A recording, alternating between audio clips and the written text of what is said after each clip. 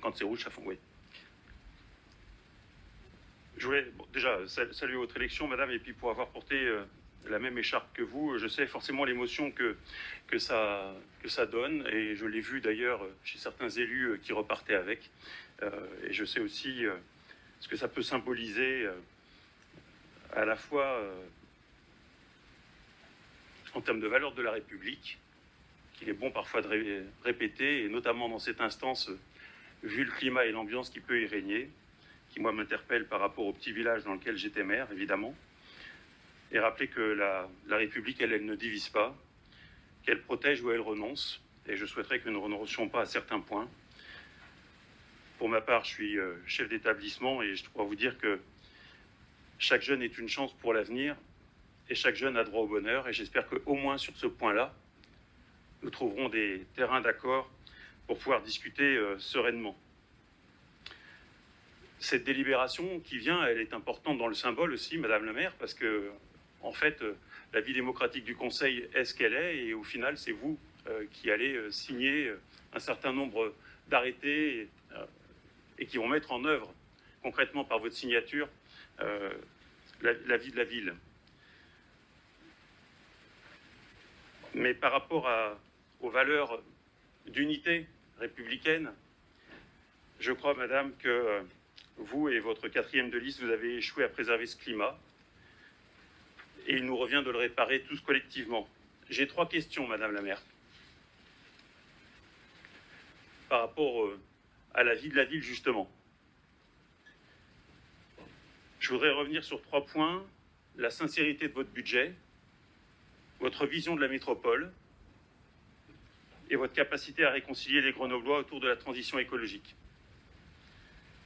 Que dites-vous aujourd'hui aux contribuables grenoblois qui, dès le milieu du mois, et parfois pour certains d'entre eux dès le début du mois, doivent déjà compter? Que dites-vous à celles et ceux qui se privent pour accéder à la propriété dans l'espoir de transmettre quelque chose à leurs enfants? Et vous, mesdames et messieurs les élus, qui avez porté les choix de la précédente majorité et qui est aujourd'hui reconduit, avez-vous mesuré ce que représente très concrètement l'augmentation de près de 30% de la taxe foncière, 3 ans seulement après un engagement inverse? Ce que cela change, mois après mois, dans les budgets déjà contraints, en pouvoir d'achat perdu, en projets différés et en renoncement. Comment allez-vous financer vos nouveaux projets, mesdames, messieurs? Allez-vous augmenter les impôts, madame? Oui ou non? Et si oui, de combien et à partir de quand? Car derrière les annonces, une question simple se pose, c'est celle de la sincérité budgétaire. D'autant que plusieurs promesses reposent sur des financements qui ne relèvent pas directement et uniquement de la ville, mais de la métropole. Je pense notamment à l'Isère baignable, au revenu de solidarité jeune, ou encore à la gratuité des transports le week-end. Madame la maire, peut-on promettre quelque chose que l'on ne décide pas? Et puisque je parlais de la métropole, au moment où s'ouvre cette nouvelle séquence désormais, quelle est votre position sur la représentation des communes au sein de la métropole? Envisagez-vous de rompre l'accord local de représentativité, comme cela avait été précédemment fait par Éric Piolle et son équipe, en partie présente ici, au risque d'éloigner encore davantage les citoyens des décisions qui les concernent, alors même que les compétences intercommunales n'ont jamais été aussi déterminantes pour le quotidien? Parce qu'une ville centre a une responsabilité particulière. J'en viens. Merci. Je vais vous inviter à conclure. J'aimerais que vous repreniez alors de la même manière parfois certains débats qui, à mon avis, n'ont pas leur place dans le Conseil. Malheureusement, je ne vous ai pas entendu tout à l'heure. Une ville centre, elle est là pour construire et non pour déséquilibrer. Quelle place laissez-vous réellement aux communes pour agir?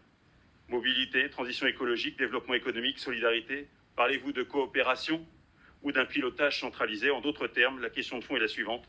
Ferez-vous confiance aux territoires ou déciderez-vous à leur place? J'espère qu'on vous entendra sur cette question-là, puisque pendant la campagne, ça n'a pas été le cas. Et puis enfin, un dernier sujet qui mérite d'être posé avec lucidité, c'est celui de la transition écologique.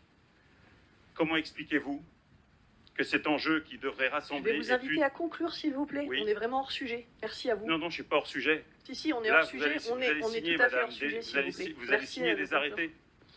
Comment expliquez-vous que ce sujet ait pu devenir à Grenoble un facteur de division? Comment expliquez-vous ce qui devrait fédérer au-delà des lignes partisanes et parfois été vécu comme une succession d'injonctions? Et pourtant, l'urgence, elle est là. Comment comptez-vous réconcilier les Grenoblois autour de la transition écologique? Éric Piolle et son équipe disaient avoir écouté. Rien n'indique qu'ils aient été entendus. En tout cas, pas chez les commerçants. Je vous remercie.